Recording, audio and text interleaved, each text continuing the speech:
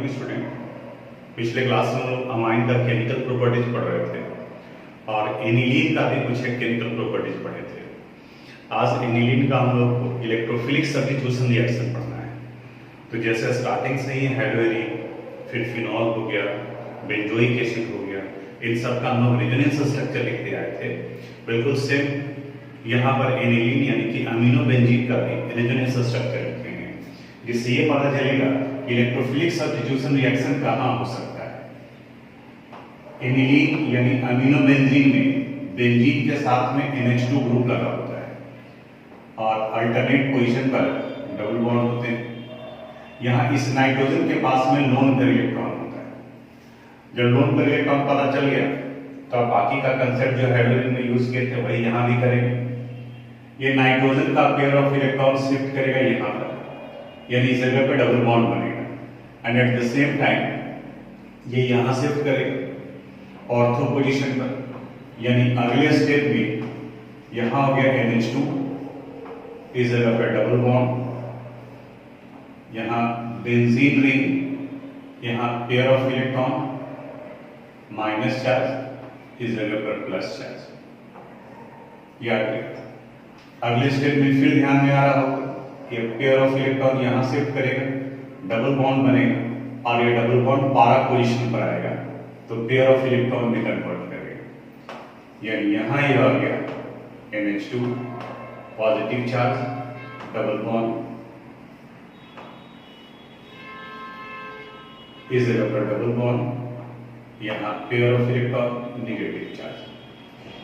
अगले स्टेप में ये पेयर ऑफ इलेक्ट्रॉन यहाँ शिफ्ट करेगा और ये ऑर्थो पोजीशन पर आएगा, यानी नेक्स्ट रेजोनेंस स्ट्रक्चर में हम नीचे लिख रहे हैं, आपके पास अगर होगा तो उस तरह से सीधे लिखते जाओगे। Benzene ring, double bond, NH2 यहाँ प्लस चार्ज, इस जगह पे शिफ्ट करेगा यानी कि pair of electron minus charge और बाकी का पेयर ऑफ इलेक्ट्रॉन जैसे है वैसे। नेक्स्ट स्टेप में यहाँ शिफ्ट करेगा और ये नाइट्रोजन के पास, यानी ये फिफ्थ स्ट्रक्चर फर्स्ट स्ट्रक्चर के जैसा होगा, यानी NH2 नाइट्रोजन के पास में लोन पेयर इलेक्ट्रॉन और बेंजीन में अल्टरनेट पोजीशन। अब यहाँ इस रेजोनेंस स्ट्रक्चर से क्लियर हो गया कि ऑर्थो और पारा पोजीशन पर इलेक्ट्रॉन डेंसिटी डेवलप कर रहा है, यानी कि इलेक्ट्रोफिलिक सब्स्टिट्यूशन रिएक्शन होगा और ऑर्थो और पारा डेरिवेटिव बनेंगे। इसके अलावा एक चीज और आप देखोगे कि यहाँ पर NH2 ग्रुप में इलेक्ट्रॉन डोनेट करने की टेंडेंसी ज्यादा होती है। ऑर्थो एंड पारा डायरेक्टिंग के साथ साथ ज्यादा एक्टिव भी ये होता है और इसकी वजह से एक ही साथ में ऑर्थो पर भी जुड़ेगा इलेक्ट्रोफाइल और पारा पर भी, यानी तीनों पोजीशन पर जुड़ेगा और इस वजह से इसकी रिएक्टिविटी को कम करने के लिए NH2 के इस इलेक्ट्रॉन को इंगेज कर दिया जाता है एसिटाइलेशन से। आगे रिएक्शन में डिस्कस करेंगे तो पहले अमाइड में कन्वर्ट कर जाता है, अमाइड में कन्वर्ट कर गया तो NH2 का रिएक्टिविटी घट जाता है और उस कंडीशन में सिर्फ मोनो सब्स्टिट्यूशन होगा, यानी कि आप ऑर्थो पर जुड़ेगा या पारा पर। याद कीजिए ऑर्थो और पारा में से अस्टेबल कौन होता है, मेजर प्रोडक्ट कौन होता है, पारा डेरिवेटिव, तो वहां पर वो पारा डेरिवेटिव बनेगा। तो आगे हम लोग डिस्कस करेंगे। ये रेजोनेंस स्ट्रक्चर आप अपनी कॉपी में बना लीजिएगा। हमको लगता है कि रेजोनेंस स्ट्रक्चर में कहीं कोई दिक्कत नहीं हो रहा होगा क्योंकि ये तो रिपीट कर रहा है। अब आते हैं हम लोग एनिलीन के इलेक्ट्रोफिलिक सब्स्टिट्यूशन रिएक्शन पर। इसमें सबसे पहला सब्स्टिट्यूशन रिएक्शन है ब्रोमिनेशन, यानी कि इनका ब्रोमीन से रिएक्शन कराएंगे। तो जब एनिलीन का रिएक्शन ब्रोमीन वाटर से कराया जाता है, it means aqueous solution of bromine, ये एनिलीन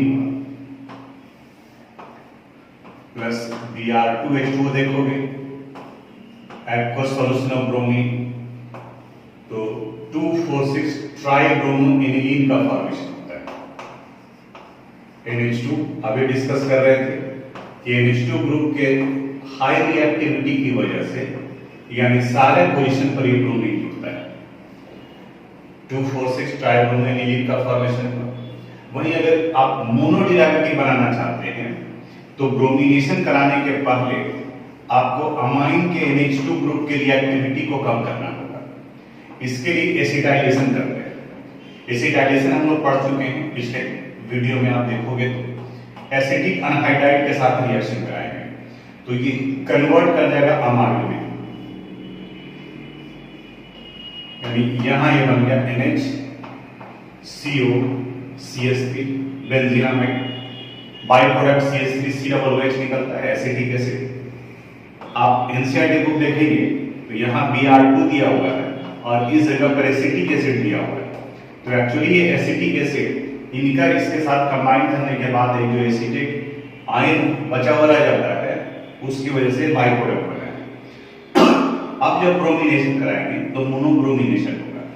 तो मोनोब्रोमिनेशन में या तो ऑर्थो या पारा में जुड़ेगा, तो स्टेरिक हिंडेंस की वजह से पारा मेजर प्रोडक्ट में आएगा, यानी यहां अमाइड NHCOCH3 और इस जगह पर ये ब्रोमीन आएगा। अब फिर से इसको NH2 ग्रुप में कन्वर्ट करना है तो इनका हाइड्रोलिसिस कराएंगे यानी वाटर के साथ में, और यहां देखोगे कि H+ और OH- है। इसका मतलब एसिडिक मीडियम में भी हो सकता है या बेसिक मीडियम में भी हो सकता है। एसिडिक मीडियम में हम लोग H3O+ लिखते हैं, तो दोनों में से कोई भी आप लिख सकते हो।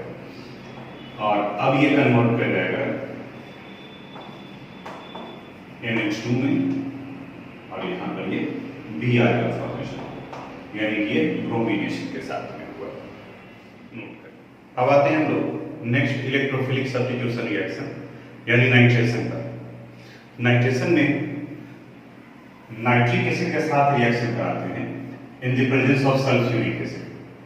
यहाँ एनिलीन का रिएक्शन, NH2 का रिएक्शन जब नाइट्रिक एसिड के साथ कराते हैं HNO3 in the presence of sulphuric acid H2SO4, तो इस जगह पर एक खास बात समझ में आएगा।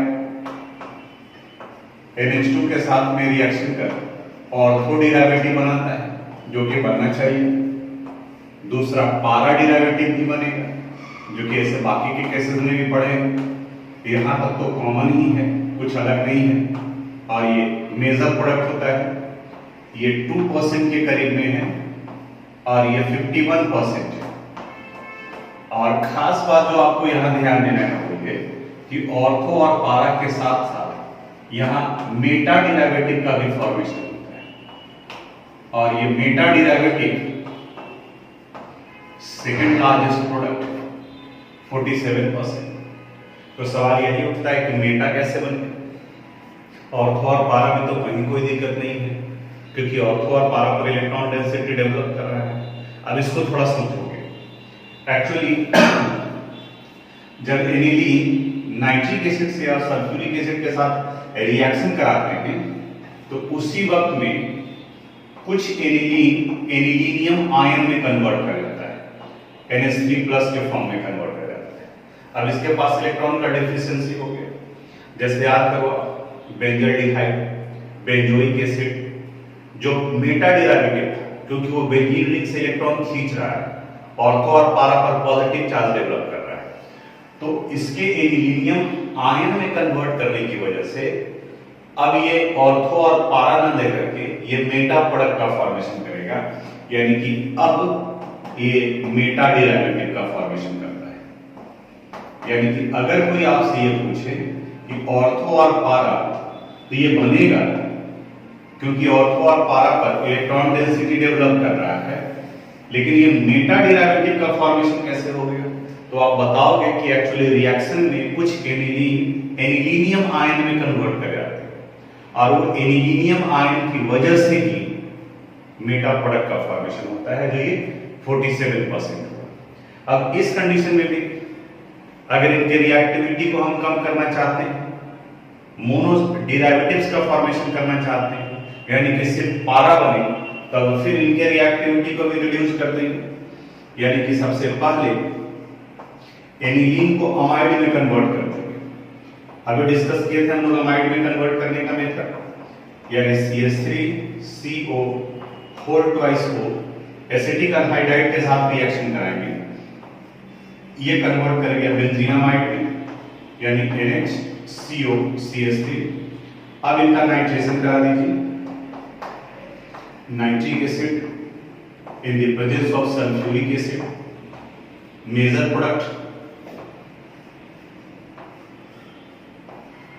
यहाँ ये है NH-COCH3 और मेजर प्रोडक्ट यहाँ पर NO2 बना। और अब जब इनका हाइड्रोलिसिस कराओगे H+ या OH- के साथ में, तो ये पारा डेरिवेटिव्स का फॉर्मेशन कर देगा। NO2 तो है ही है, ये NH2 में कन्वर्ट कर गया और ये NO2 में कन्वर्ट कर गया। तो ये रिएक्शन था नाइट्रेशन से रिलेटेड। बुक में भी थोड़ा सा आप रीडिंग डाल करके रखिएगा, नोट कीजिएगा। सल्फोनेशन यानी कि सल्फोनिक ग्रुप ऐड करना है हम लोग को बेंजीन रिंग में। एनिलीन का रिएक्शन जब कंसंट्रेटेड सल्फ्यूरिक एसिड के साथ कराते हैं तो एनिलीन का ये NH2 ग्रुप बेसिक नेचर का है और सल्फ्यूरिक एसिड एसिडिक नेचर का है, नामी है एसिड।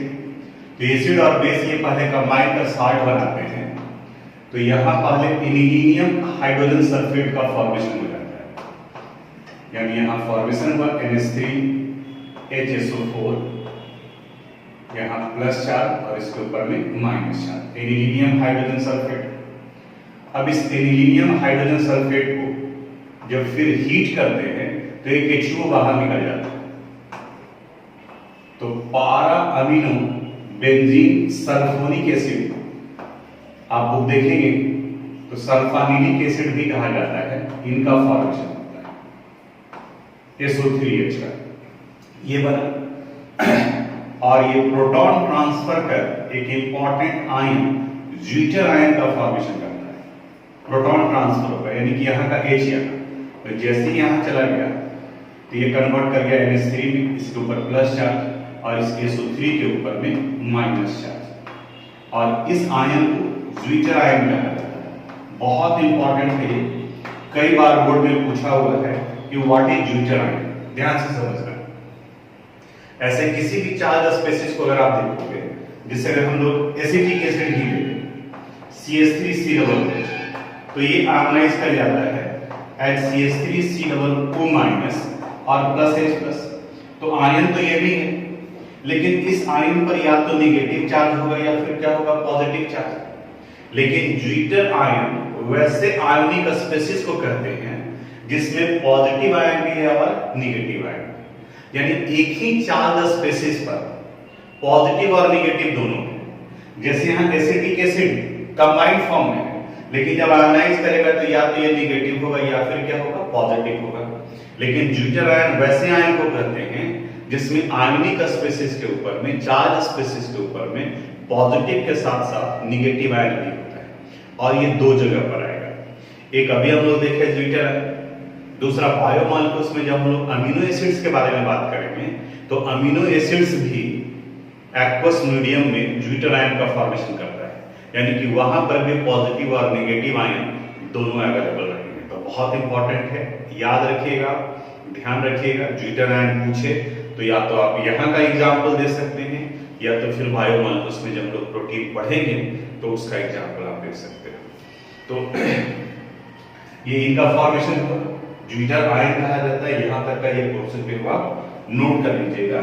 और ये एनिलीन के केमिकल प्रॉपर्टीज का पोर्शन कंप्लीट हो गया। सीबीएसई में अमाइन चैप्टर से जो क्वेश्चन पूछा जाएगा वो यहीं तक का है। ज्यूटर आयन हटा दिया है, लेकिन हम ज्यूटर आयन यानी इसके बाद वाले पोर्शन को भी डिस्कस करेंगे, क्योंकि बिहार बोर्ड में क्लियर नहीं किया है कि पोर्शन हटाएगा। तो सीबीएसई और कुछ बिहार बोर्ड के भी स्टूडेंट हैं और वैसे भी पहले भी हम आपको बताएं कि जितना पोर्शन है वो सारे के सारे पोर्शन को हम लोग डिस्कस करेंगे, ताकि जरूरत पड़े आपको कॉम्पिटिटिव एग्जामिनेशन में तो पूछा ही जाएगा, तो उस वक्त में आपके लिए वो हेल्पफुल होगा। तो यहाँ तक आप इसको नोट कर लीजिएगा। अब हम लोग इस चैप्टर के लास्ट टॉपिक पर आ रहे हैं, डायजोनियम साल्ट कहा जाता है। डायजोनियम साल्ट को हम लोग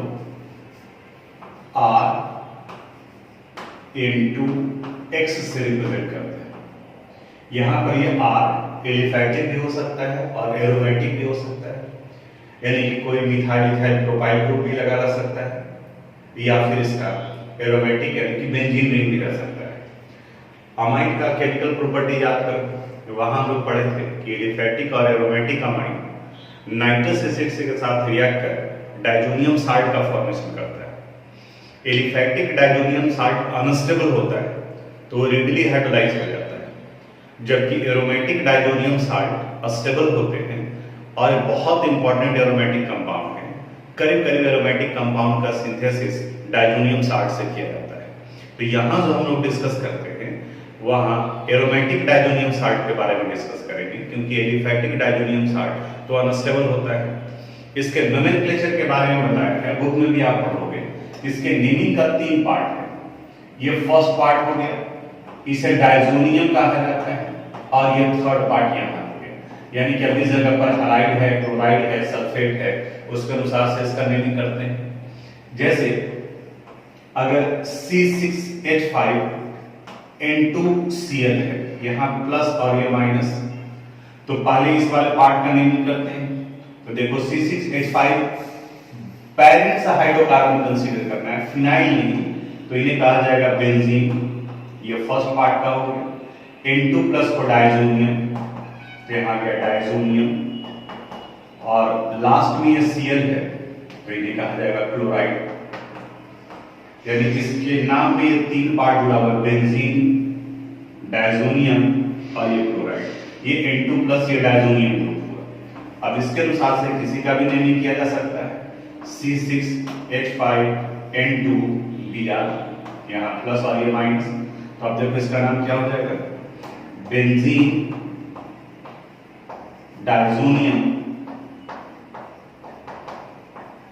और फिर थर्ड पार्ट जो है वो ब्रोमाइड, बेंजीन, डाइजोनियम, ब्रोमाइड। अब इस जगह पर कोई दूसरा ग्रुप लगा हुआ हो, जैसे हाइड्रोजन सल्फेट है HSO4, तो हो जाएगा बेंजीन, डाइजोनियम, हाइड्रोजन सल्फेट। ये इसके नोमेनक्लेचर के रिलेटेड। अब इसके प्रिपरेशन से रिलेटेड, प्रिपरेशन भी हम लोग पढ़ चुके हैं।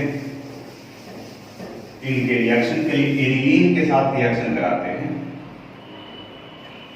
यानी एनिलीन का रिएक्शन अमीनोबेंजीन भी कहा जाता है, जब नाइट्रस एसिड के साथ कराते हैं। और नाइट्रस एसिड के लिए हम लोग डायरेक्ट प्रिपेयर करते हैं NaNO2 और HCl के साथ में, then it result the formation of benzene diazonium salt, benzene diazonium chloride का फॉर्मेशन करता है। ये हो गया। बाई प्रोडक्ट अगर लिखना है तो फिर सोडियम क्लोराइड बनेगा इसके साथ में, जो बुक में इक्वेशन दिया हुआ है। Physical properties, benzene diazonium chloride water soluble होते हैं, बहुत इंपॉर्टेंट कंपाउंड है। मेन इसके केमिकल प्रॉपर्टीज के बारे में डिस्कस करना है। तो आज यहाँ तक प्रिपरेशन तक इसका कंप्लीट कर लिए हम लोग। अब अगली क्लास में इसका केमिकल प्रॉपर्टीज डिस्कस करेंगे, यानी कि एक तरीके से रिपीट होगा ये जो हम लोग हेलोइन में जहाँ से पढ़े हैं वो सारा पार्ट यहाँ पर आएगा। और अगले क्लास में टॉपिक कंप्लीट हो जाएगा। देखेंगे अगर जरूरत महसूस होगा तो एक क्लास और आगे बढ़ाएंगे इसको, कुछ क्वेश्चन बनाने के बारे में। तो आज यहीं तक, बाकी प्रिपरेशन करके रखिएगा और थोड़ा सा आगे एडवांस को भी देखकर। Thank you.